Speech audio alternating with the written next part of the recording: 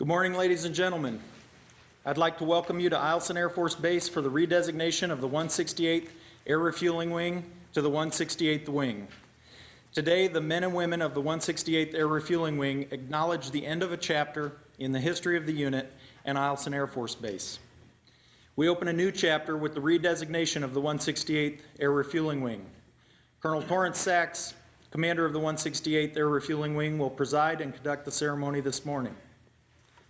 Ladies and gentlemen, please stand for the arrival of the official party. Please remain standing for the posting of the colors, the singing of the national anthem, and the Alaska State Song by Senior Airman Hannah Moore, and the invocation given by Chaplain Raymond Loudermilk.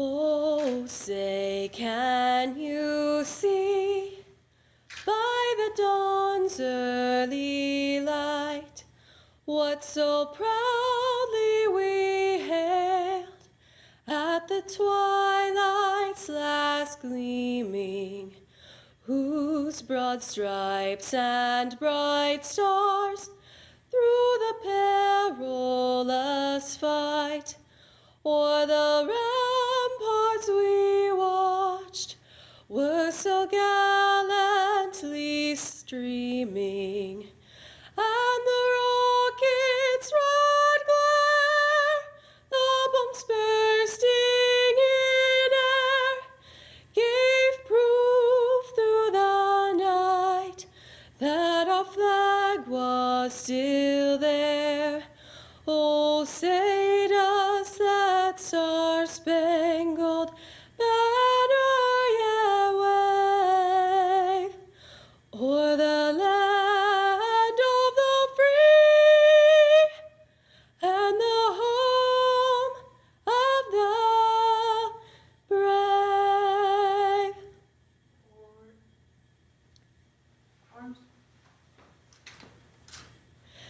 Eight stars of gold on a field of blue, Alaska's flag, may it mean to you the blue of the sea, the evening sky, the mountain lakes and the flowers nearby, the early gold of the sourdough streams, the precious gold of the hills and streams, the brilliant stars in the northern sky, the Bear, the Dipper, and shining high, the great North Star with its steady light, o'er land and sea, a beacon bright.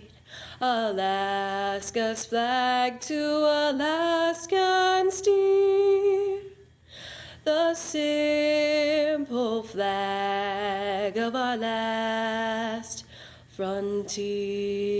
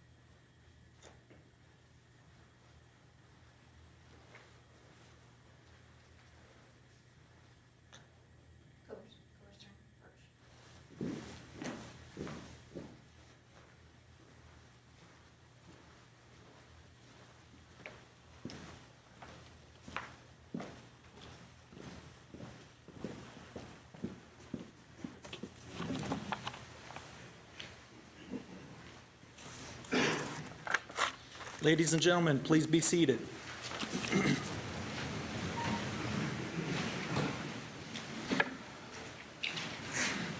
At this time, I would like to introduce the members of the official party. Commander, 168th Air Refueling Wing, Colonel Torrance Sachs.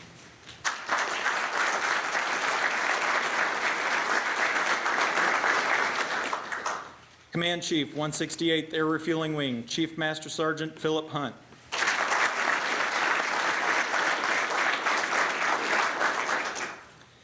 We would also like to welcome our distinguished guests, family, and friends. Please hold all applause until the end of recognizing our distinguished guests. Vice Wing Commander, 354th Fighter Wing, Colonel William Culver. Acting Command Chief, 354th Fighter Wing, Chief Master Sergeant David Williams. Director of Staff, Air, Joint Force Headquarters, Colonel David McFeeters.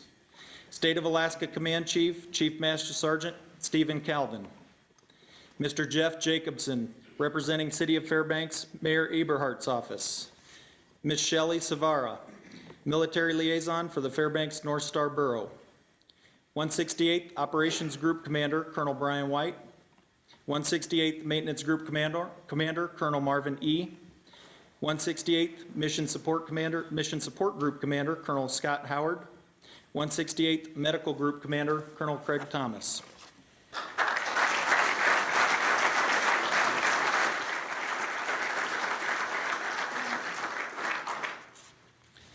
Ladies and gentlemen, the commander of the 168th Air Refueling Wing, Colonel Torrance Sachs. Well, good morning, everybody. How many folks are here from Clear? Okay, that's a pretty good showing. Thanks for coming. All right, Colonel Culver, Chief Williams, thanks for coming, guys. This is the best relationship I've seen between the Guard and active duty. I just want to do my part to keep that going. I know you guys are doing the same, so appreciate y'all being here. Representing the state, Colonel McFeeters, man, good to see you, and Chief Calvin. You've always been a big supporter, one for Eielson, but also for Clear. Good to see you. Shelley, glad you're here. Thanks for the emails you always send me to keep me on track. Tomorrow, you just remind me about meetings. So good job, Mr. Jacobson. Nice to meet you, sir. Glad you're here. Okay, I do have a couple more things before we get going. And I was going to say the tall man behind the podium, but you're not standing behind the podium. This is the guy that actually gets this all together. This is his idea. And Sergeant Deputy, I think I saw you out there. Didn't recognize you. You're growing a mustache. And also Sergeant Beecher. These are the three that really put this together, and this is their idea, and I like what you guys have done. So, Airman Moore, she told me earlier that she had a cold. I can't believe it because that sounded very good. Once again, you've set the stage. Way to go. So, two things you got to know about any unit. You got to have roots and wings, and if you know where you want to go, it really does help to see where you have been before. I don't know if you guys can see it, but the guy on the back there, just please take a look. You're going to see it here in a moment. But that is living history. And as far as the history for us, talking about the roots of this wing, we started way back in 1942. We saw action in World War II, both the European theater and also the Pacific theater. Lots of action over the skies in England and also over North Africa. So yeah, we were part of the invasion that beat Rommel. We helped beat the Nazis. And also in 1945, we were part of the air invasion of Japan. This unit did help to bring World War II to a more speedy conclusion. At the time, we were the 437th Bombardment Squadron. In 1946, though, we got a much more familiar name. We became the 168th Bomb Squadron. Anybody know what we were flying back then? B-25s, B-26s. Okay, there's no heat in those things. So, fast forward to 1951. But the most interesting thing I gleaned from this period, during Korea, we were actually over in France, and we were going back and forth between Kaunas and also France. We were flying right above the deck. Because no heat, no de-icing. That's a long flight when you're flying right above the deck the whole way. Great skill, lots of stamina to do that. 1953, we became a fighter squadron, and we were flying the F-51s and F-84s. Lots of different airframes. Finally, in 1958, we inactivated as a unit. So that's where it really does pick up for the Alaska Air National Guard. And I'm glad these are up here to really showcase what we have done. So mid-80s, 85, 86, there were two men I've got to give credit to bring the tankers here. And one of them was Senator Ted Stevens, absolute powerhouse. He was probably the driving force to get this unit here. And also Lieutenant Colonel William Clinton, in relation to the more famous Bill Clinton. But how many people in here actually served within Colonel Clinton? There has to be a couple.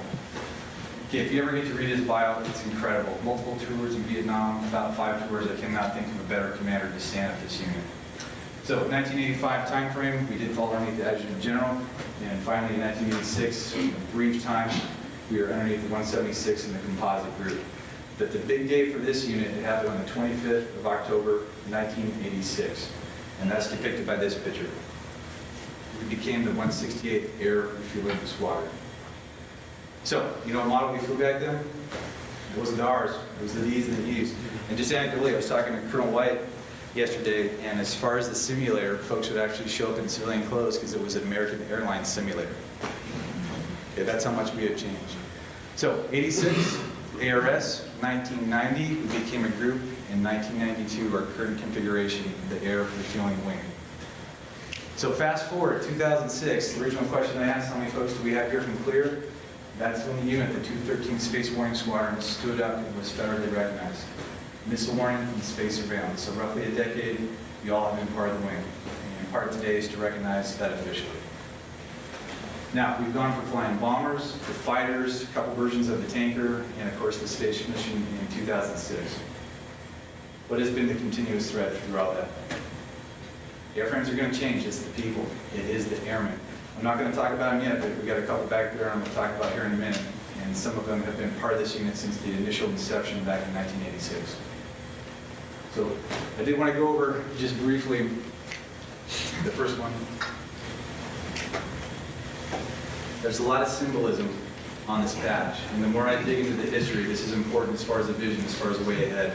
The compass, that's Central Alaska bearings. That's not something we're ever going to change. The yellow background, don't see it a whole lot right now, but that's the Alaska Midnight Sun. Okay, this is the part I really want to clue in on. The stars. That's the Big Dipper in a different configuration. So if you really want to break it down, that's the Alaska flag. Now, we differ a little bit compared to our active duty counterparts. Federal. Everyone in here, what does it say on your uniform? The United States Air Force. There's no question about that. But for guardsmen, you have a dual purpose, and that's to serve the state as well. And as far as the vision, that's something that's going to change a whole lot for the 168th in the upcoming months. So just be ready for that. As far as the red lightning bolt, military prowess. I'm sure we got some SAC warriors in here somewhere. Okay, at least one, two, good. That looks familiar. In the clouds, that's the medium in which we fly. This is the proposed patch. And I got to ask for the folks in the back of the room, I hope that doesn't look like a piece of macaroni.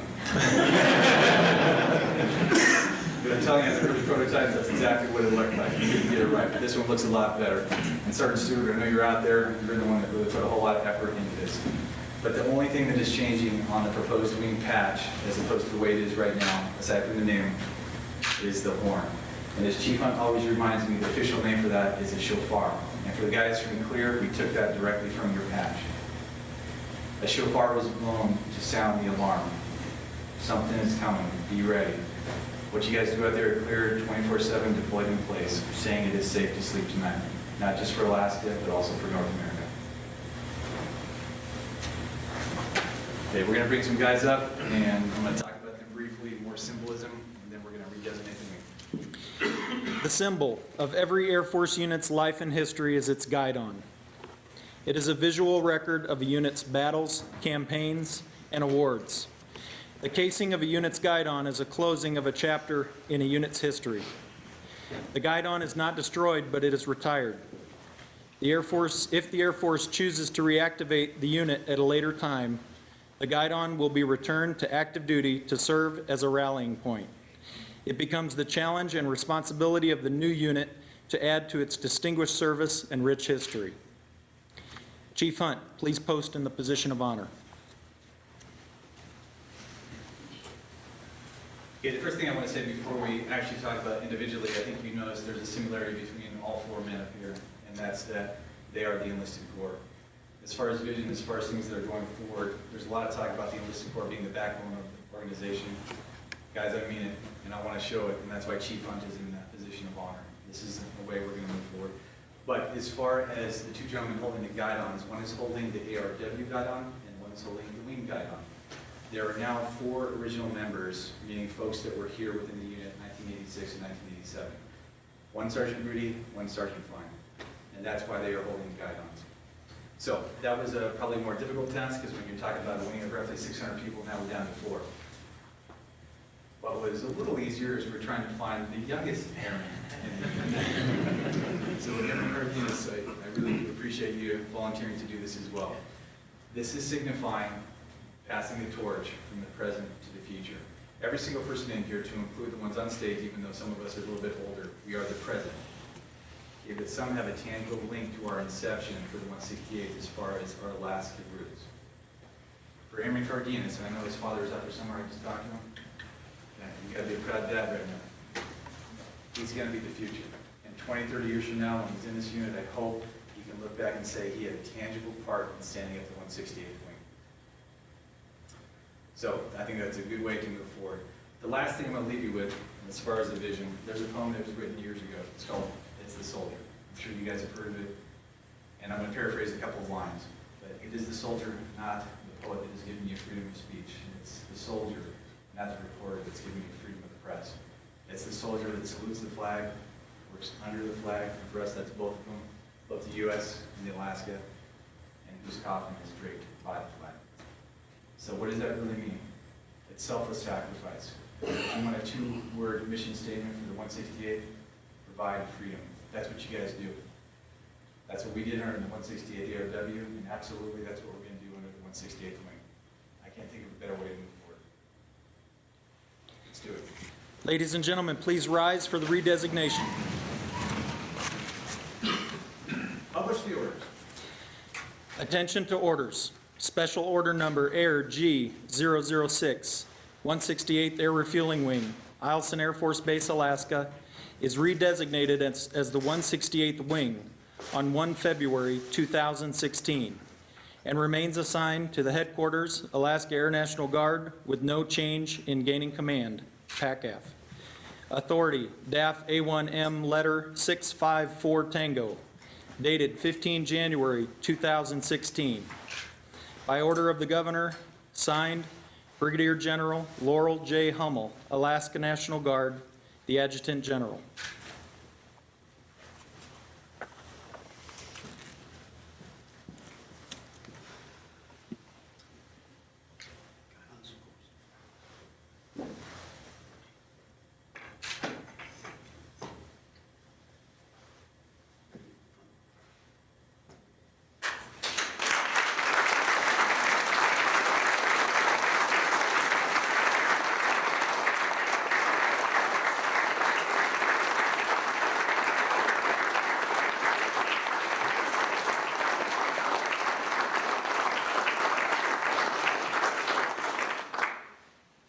Ladies and gentlemen, please remain standing for the departure of the official party and the playing of the Air Force song.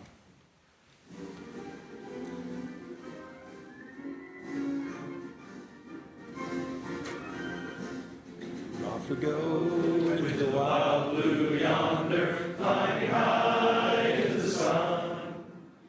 Here it comes, ringing to me our thunder, and boys, give the gun, give the gun. Down we dive, spouting our flames from under, off with one hell of a roar. We live in vain, we're down in flames. Hey, nothing can stop the U.S. Air Force.